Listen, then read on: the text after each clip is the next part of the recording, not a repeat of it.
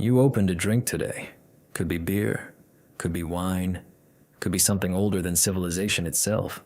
And you didn't think about it for a single second. Neither did the person before you, or the person before them. 10 million years ago, one of your ancestors ate a piece of rotting fruit off the ground. It tasted strange. It felt strange. He didn't invent anything. He didn't discover anything. He just ate. What happened in that moment is still happening right now. In every bar, every vineyard, every corner store on Earth. This is the story of the longest happy hour in history. First, what fermentation actually is. Because this is where it all starts, and almost nobody knows the mechanism. Yeast is a fungus. It eats sugar. It releases two byproducts, ethanol and carbon dioxide. That's it. That's beer. That's wine. That's civilization. And here's the thing. This happens without any human involvement whatsoever. Every summer. Everywhere. In every forest on Earth. The moment a ripe fruit hits the ground in warm weather, wild yeast in the air lands on it and starts eating. Within days. Alcohol. Animals figured this out long before we did. Vervet monkeys on the island of St. Kitts actively seek out fermented palm sap and overripe fruit. They have preferences. Some are heavy drinkers. The reason animals seek fermented food isn't intoxication. It's about finding the highest calorie density food in the environment. The buzz is a side effect. The sugar is the point.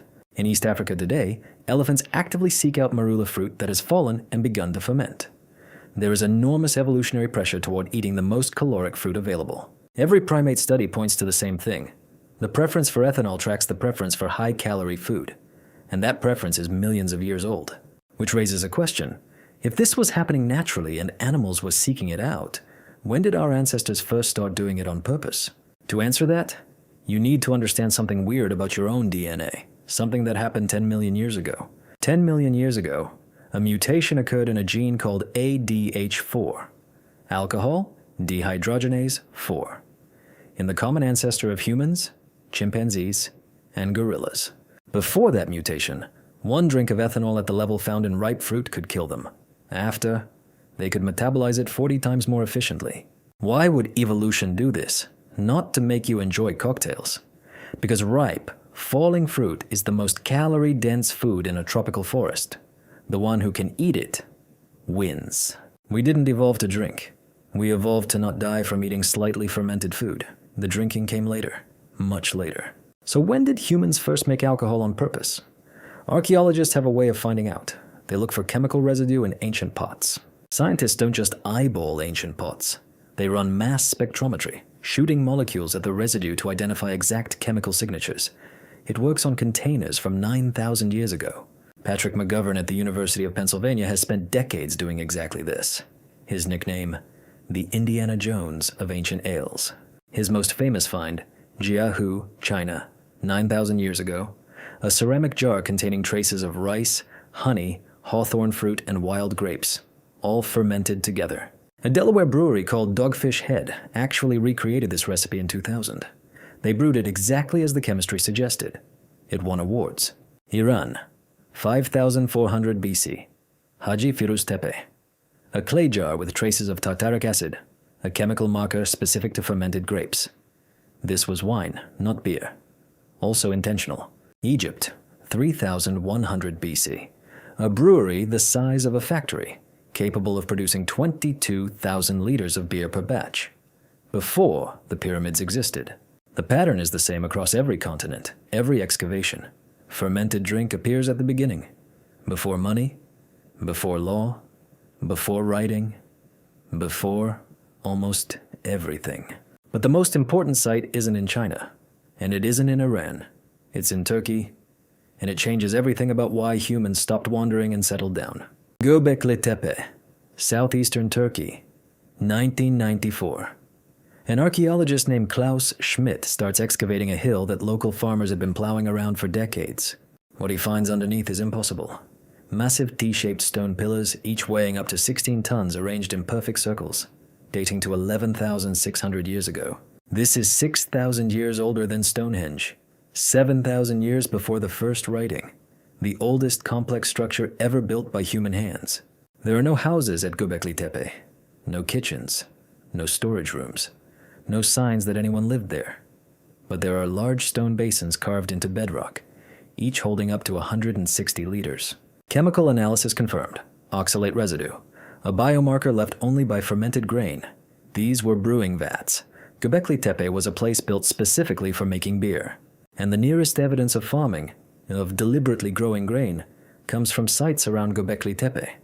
But it comes after the temple was built. Beer came before bread. The carvings on the Göbekli Tepe pillars are not random decoration.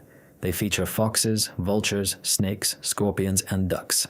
Researchers believe they document specific rituals, possibly connected to the dead. Around 8000 BC, the builders deliberately buried the entire site, under thousands of tons of rubble and soil, on purpose. Nobody knows why. Nobody knows exactly why. But the burial preserved the site perfectly, which means the complex that rewrote our understanding of civilization was hidden for 3,000 years by the people who built it. Who built Göbekli Tepe? Hunter-gatherers, people with no permanent homes, no agriculture, no government, nomads who had never built anything larger than a shelter? To cut those 16-ton stones with only stone tools required an organized workforce of hundreds. You can't pay hundreds of people with promises. But you can feed them. You can give them beer. The feast is the contract. The person who throws it gains loyalty, labor, and power without ever drawing a weapon.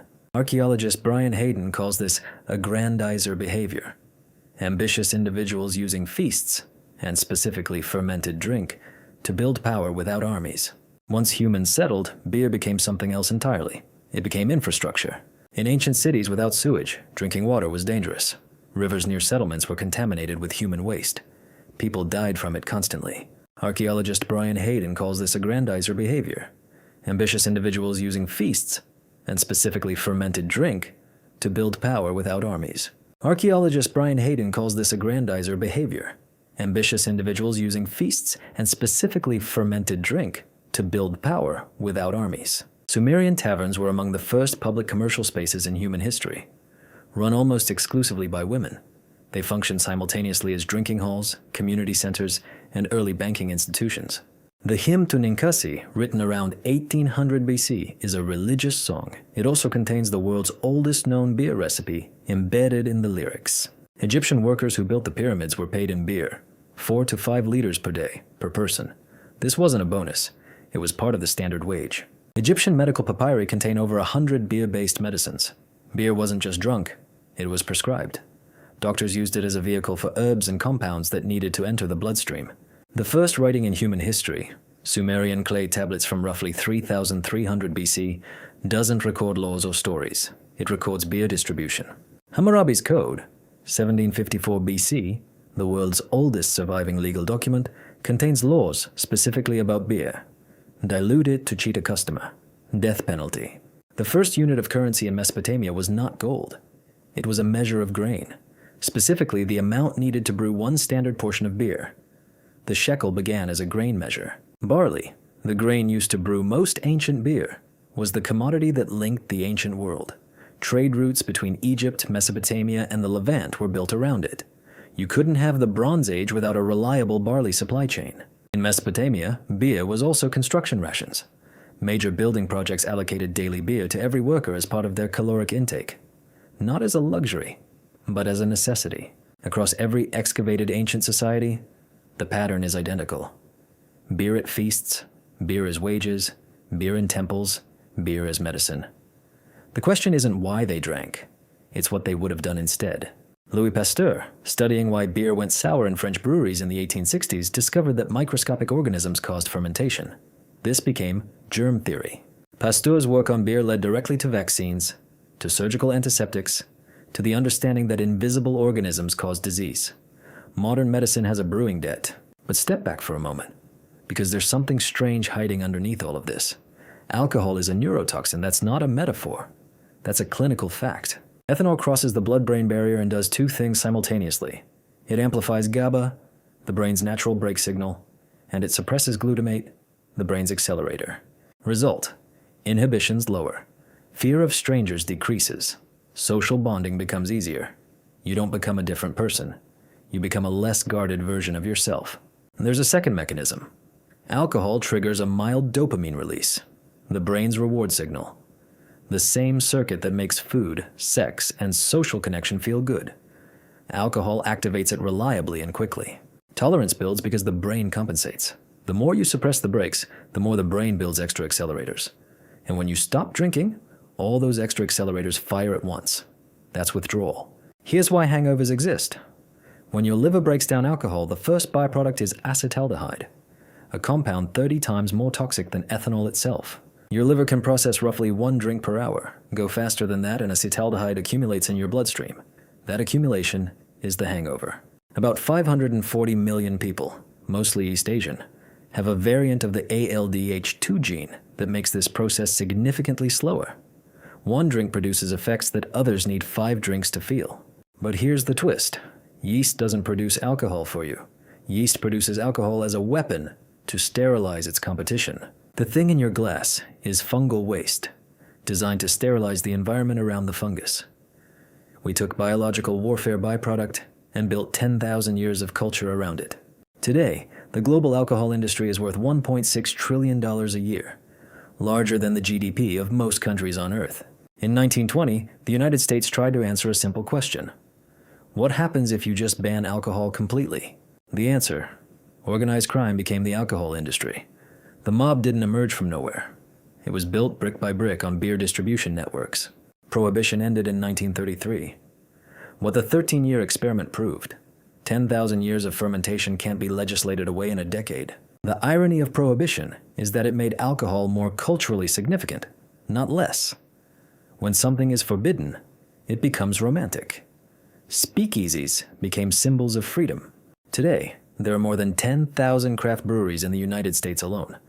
Humans are returning to small batch, local, experimental brewing, exactly what ancient brewers did. Today, Generation Z drinks less alcohol than any generation in recorded history. A generation raised on smartphones chose different stimulation. Non-alcoholic beer and zero-proof spirits are the fastest growing segment of the drinks industry.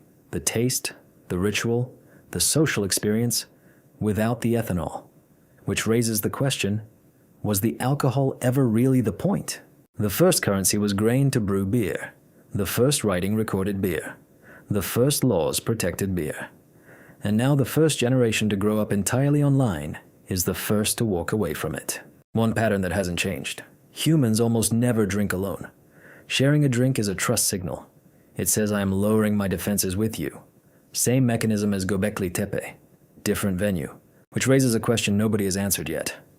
If the first civilization was built on shared fermentation, what does the next one get built on? Somewhere in sub-Saharan Africa, 10 million years ago, a small creature ate a piece of overripe fruit.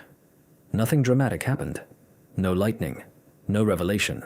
Somewhere in sub-Saharan Africa, 10 million years ago, a small creature ate a piece of overripe fruit. Nothing dramatic happened. No lightning. No revelation. Next time you open a drink, you're not just cracking a bottle. You're at the end of a 10 million year chain. Started by a fungus, continued by an accident, built into everything.